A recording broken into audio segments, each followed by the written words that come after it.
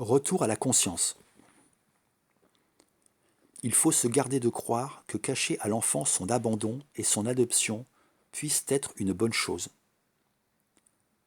Le soustraire d'un savoir sur lui le soumettrait inévitablement aux effets du non-dit. Un non-dit qui, non seulement se transmettra, mais qui, de surcroît, laissera la place à un imaginaire sans limite. Se taire de peur de blesser l'enfant ne peut que lui laisser supposer que cet abandon est empreint de fatalité. Ce constat impose d'aller au-delà de l'évidence première que serait l'impact ineffaçable de cette blessure. La clé est donc du côté des parents, ce qu'ils réfractent de leur vécu sur l'enfant, ce que l'enfant fait de la transmission de ce vécu, et enfin, c'est le point crucial, l'ouverture des parents à l'enfant, précisément l'acceptation de sa différence. En d'autres termes, l'enfant est tributaire de la possibilité qui lui est offerte de parler de son ressenti, de son vécu, sans que les parents se sentent automatiquement et personnellement agressés dans leur fonction de parents. Le fil est ténu, car de l'attitude des parents dépend le comportement de l'enfant, un comportement sans cesse entre deux écueils. Soit une trop grande gratitude envers ses parents, gratitude qui témoigne qu'inconsciemment l'enfant croit qu'il ne mérite pas cet amour, soit par une répétition en acte de l'abandon, l'enfant se mettant à son insu en position d'être abandonné. Ces deux symptômes ne sont pas exclusifs l'un de l'autre, puisqu'une gratitude sans borne n'est que l'expression d'une caution inconsciente de l'abandon. Il faut donc dénouer ces fils, ces symptômes liés à cette absence de lien biologique, absence qui n'a de consistance que dans les énormes fantasmes inconscients qu'elle porte. C'est là que la psychanalyse intervient, révèle le fantasme et met des mots sur les mots. Je vais prendre en exemple 3 vignettes cliniques, 3 cas vus, révélateurs des fantasmes inconscients et du retour à la conscience. La femme. Une femme d'origine turque ressent une profonde tristesse de n'avoir pas porté son enfant dans son ventre.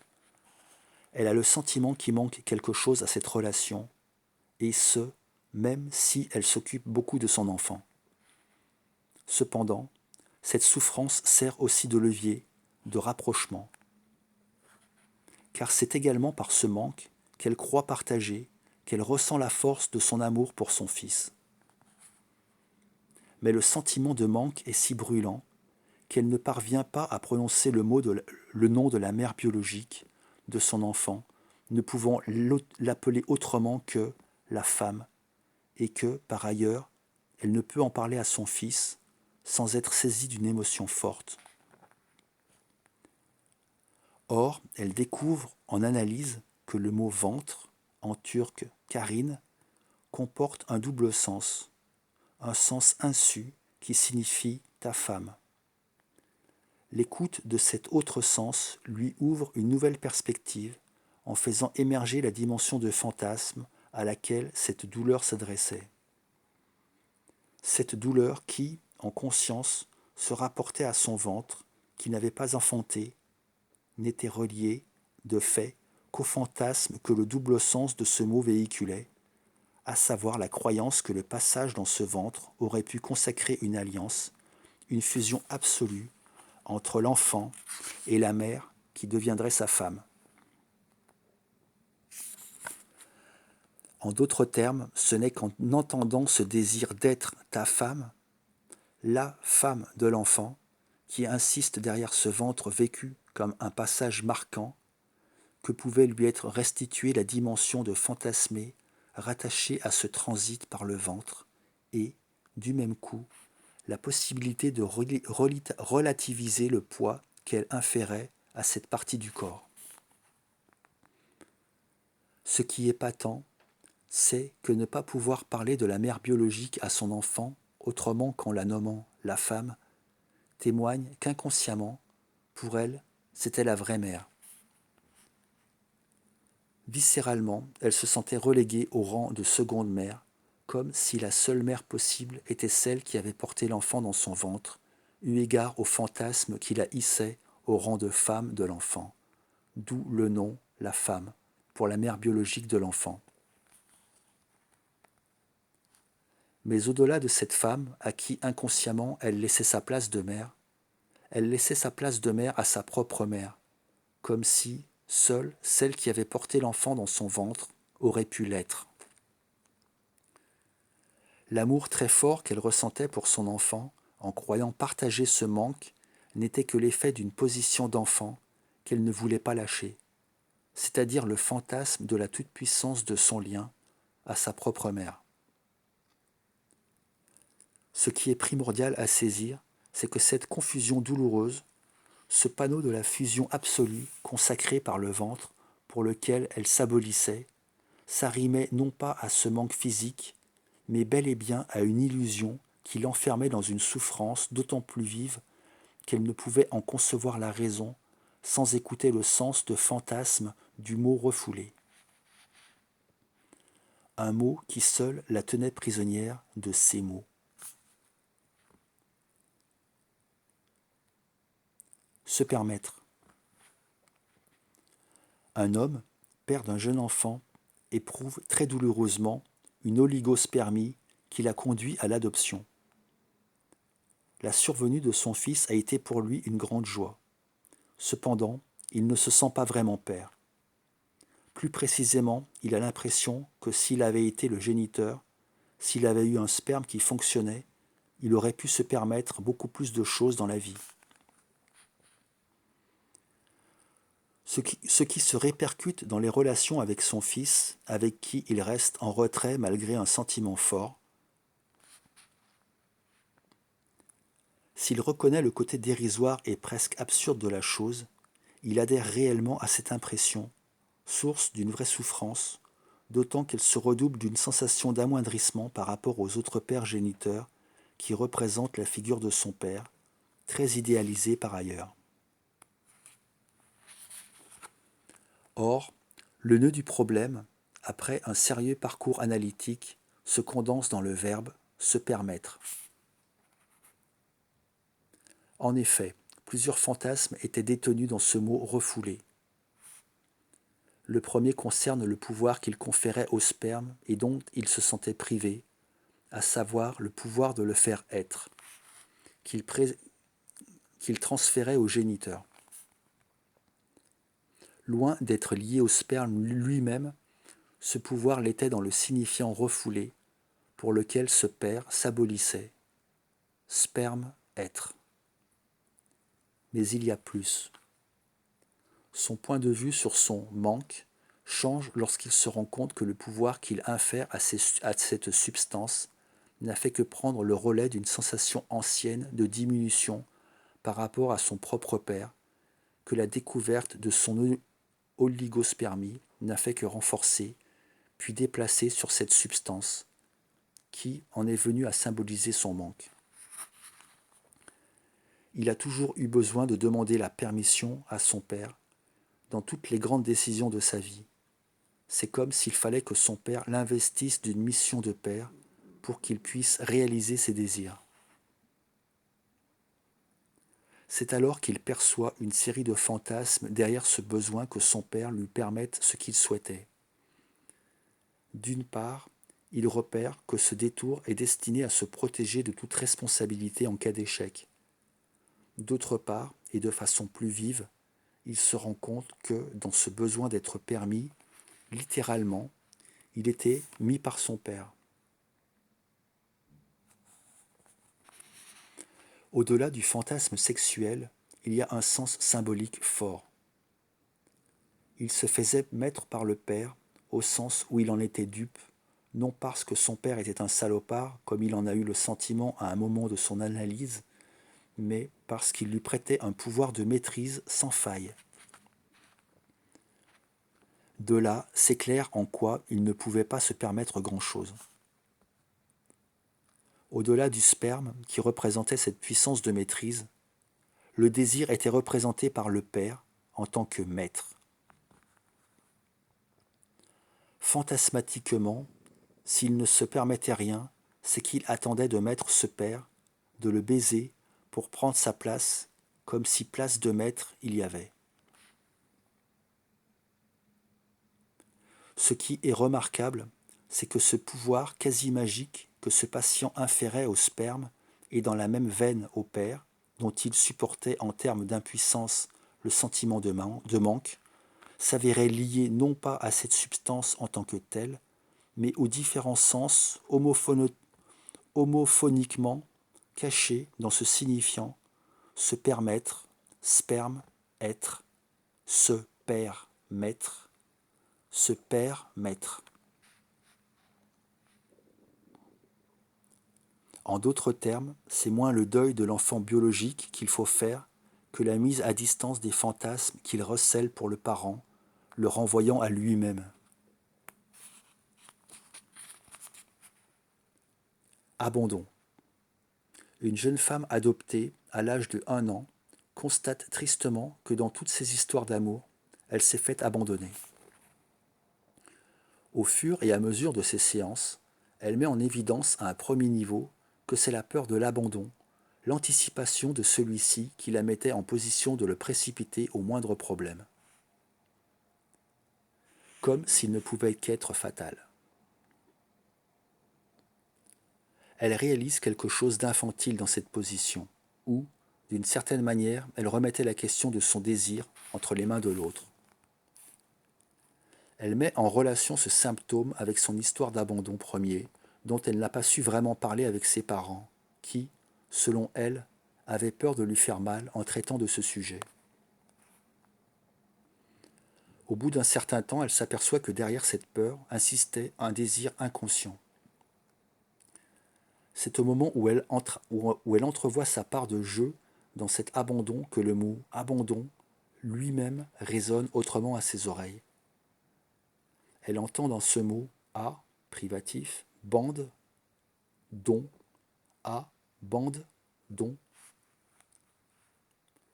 Sa surprise est d'autant plus vive qu'elle découvre que la douleur de ces différentes séparations s'articulait au fait qu'elle attendait régulièrement quelque chose qui ne venait pas, à savoir qu'un homme, représentant son père, lui fasse don de sa bande. Ce que, dans toutes ses tentatives inconscientes pour être abandonnée, elle espérait. D'ailleurs, elle avait noté depuis longtemps que sa douleur était sans rapport avec l'amour qu'elle éprouvait pour l'homme qui la quittait. Que représentait donc cette bande qu'elle attendait qu'on lui donne ? Tout d'abord, le pénis en érection qui figure imaginairement l'incarnation de la cause du désir, dans la mesure où c'est une preuve concrète, visible et tangible de ce désir. Quand bien même l'érection n'aurait rien à voir avec la maîtrise du désir, fantasmatiquement, c'est cette maîtrise qu'elle projetait dans cette bande qu'elle espérait du père, comme si, de surcroît, il pouvait la lui donner. Mais il y a plus. Cette bande était la condition incontournable de son désir le plus cher, fonder une famille, c'est-à-dire avoir une bande on. La bande pénienne, hissée au rang de condition absolue de la famille, bande on, se fondait au-delà de l'équivoque du signifiant lui-même, qui, de fait, déterminait ce lien sur l'imaginaire du rapport sexuel où, de façon visible, le pénis était fait lien concret entre deux personnes. À un second niveau, la dimension fantasmatique où c'était pour elle élever la famille consistait dans le leurre d'un groupe où le je n'aurait pas sa part, où les personnes seraient exclusivement tenues par un désir commun, une bande commune, susceptible de créer un on. De là prend sa crainte de parler de sa famille biologique, de son fragment d'histoire qui n'avait rien à voir avec sa famille actuelle. Cette crainte d'abandon était dérivée d'une peur de dire « je », de sortir de la bande du « on », d'exister sans le soutien du désir des autres. Autrement dit, Si ce désir inconscient la menait à l'autodétruire, son désir le plus cher, avoir une famille, ce n'était qu'au regard du fantasme de l'élément de puissance dont elle se voyait manquante et qu'elle transférait au père, porteur de pénis, dont inconsciemment elle attendait le don. 3 cas. 3 exemples dans lesquels le fantasme se cache et se dénoue dans les mots. Freud avait lié le dénouement des symptômes au fait que l'homme cesse de désirer avoir un pénis avec un autre homme et que la femme fasse le deuil de son envie de pénis. Lacan avait fait un pas phénoménal en distinguant le plan symbolique représenté par le pénis de son plan réel. En saisissant que l'avoir n'étanche pas le désir dont il est objet, il met au jour la dimension symbolique dont le phallus est effectivement investi. Mais il y a plus. Lacan met en évidence que ce n'est pas en tant que tel que le pénis est la raison d'être du désir, c'est en tant que signifiant majeur, la direction de la cure. Pour Lacan, le pénis prend son pouvoir de capture dans l'esprit, à partir de ce qu'il représente, l'image du flux vital qui passe dans les générations. Pour lui, ce n'est pas en tant que fantasme, mais en tant que symbole qu'il est élevé à sa fonction de signifiant majeur, capable de représenter tout le signifiable. Or là est très exactement le problème qui, à ma connaissance, n'a jamais été vu comme tel. Ce bout de corps arrive à incarner, dans le symptôme, la cause du désir, à être concret par sa force de frappe par rapport à l'invisible de la pensée. Sa capacité à faire sens s'associe imaginairement à l'éjaculation et son pouvoir de pénétrer le réel. Le pouvoir qui lui est échu n'est appréhendable que parce qu'il représente dans l'inconscient le point de jonction entre l'esprit, le désir, et le corps, le lien entre la chair et le verbe. Le fantasme dont le pénis est investi tient sa consistance imaginaire dont le signifiant, le mot lui-même, est l'objet. Le pouvoir est dans le mot qui peut blesser si douloureusement qu'il peut tuer, dont les expressions portent trace, le fin mot ou le dernier mot, le mot qui enferme le fantasme. Le mot affecte le sujet jusque dans son corps, s'il l'épingle dans son manque, un manque qu'il croit a priori fatal, d'autant que ce dernier se voit dévoilé, sans défense, à partir de ce qu'il suppose que l'autre sait de lui. Or, ce mot dit n'a d'impact que s'il rencontre un symptôme. Et la dimension de fatalité dont le symptôme est entouré ne prend sa consistance qu'en regard d'un fantasme. Un fantasme, c'est-à-dire une impossibilité recélée dans les mots refoulés, dont le sujet ne peut se libérer à condition de s'écouter. De l'intérieur, ce sont les mots refoulés qui conditionnent les rapports du sujet au réel, aux autres et à lui-même, parce qu'ils emprisonnent ses désirs. Ce sont eux qui, par leur pouvoir de recel, contiennent plusieurs sens, mais également plusieurs références qui font confondre les enjeux et les fantasmes qui se cachent derrière. Si le mot touche un désir qu'il endosse comme un manque ou un ratage, il fera sentir le déterminisme et la fatalité. Une prison de l'être. En d'autres termes, le mot refoulé vole au sujet le sens du fantasme qui sous-tend ses désirs en l'aveuglant, ce qui le laisse démuni face à ses envies et alimente sa propension à trouver refuge dans le fantasme de l'autre. Mais il y a plus. La lettre refoulée, en lui volant le sens de fantasme qui détermine ses désirs, lui vole également sa raison, ce qui a pour effet de lui faire croire que l'autre, représenté par le signifiant, pourrait incarner cette raison. Ainsi, tant que le sujet ne s'est pas éprouvé à la limite du pouvoir du signifiant, la limite du pouvoir de l'autre, il est condamné à rater ses désirs les plus chers. C'est dire aussi que là où le sujet pensait qu'il existait un lien, un sens absolu retenu dans un mot, capable d'unifier le sujet et l'autre, la chair et le verbe, la pensée et le réel, il se trouve que ce lien fusionnel est un leurre et que vouloir fusionner en l'autre conduit à passer à côté de l'autre comme à côté de soi. Le lien biologique tel qu'il est fantasmé, oui, c'est l'incapacité de s'aimer vraiment. Arrière donc cet argument biologique qui a tant de morts et de blessés à son passif.